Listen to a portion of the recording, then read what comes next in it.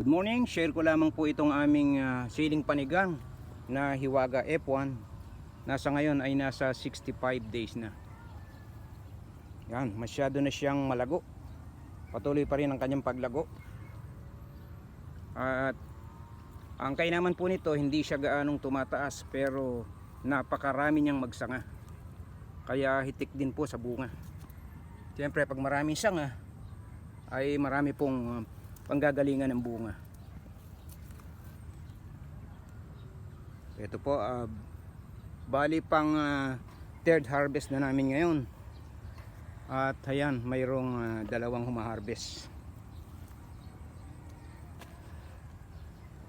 Yan, yung pong kanyang puno ay masyado ng malago. Ayan, dati medyo maluwag pa rito sa pagitan, pero ilang araw lang ay halos magsanib na. Hapon nagsimula kaming pumitas at dito sa dalawang tudling na nasa gilid ay nakapitas kami ng 8 bundle, 80 kilos sa dalawang tudling, na ang bawat tudling ay mayroong 100 puno lang.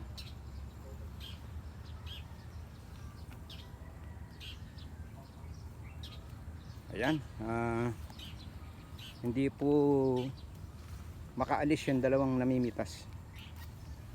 Ayan, talagang nakaupo. Ayan, ginagawang upuan yung timba kasi nangangawit sila. Medyo mababa kasi itong hiwaga.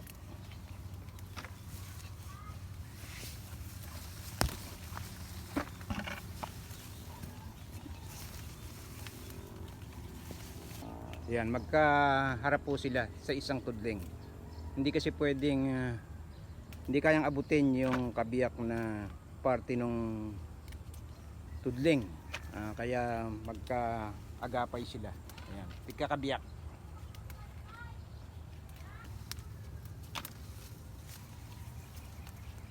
Nakailang ano na rito? Nakailang timba na?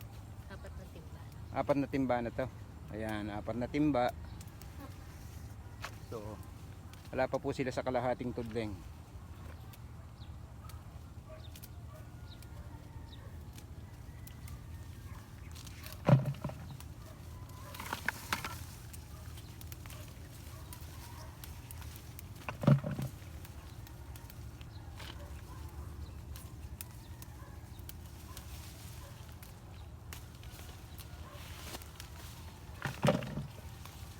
Galing, upuan na yung lagayan.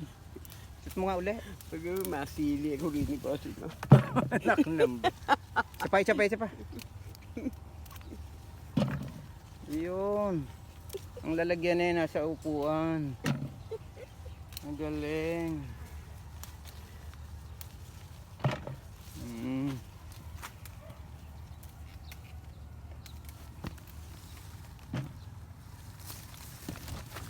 Bagong kamamaraan po ngayon.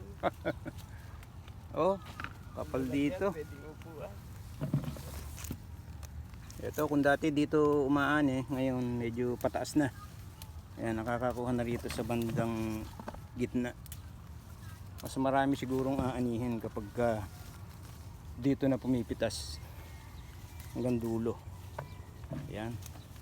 Kaya ito parang parami pa. Ito po yung third harvest sa edad na 65 days na. Ayan.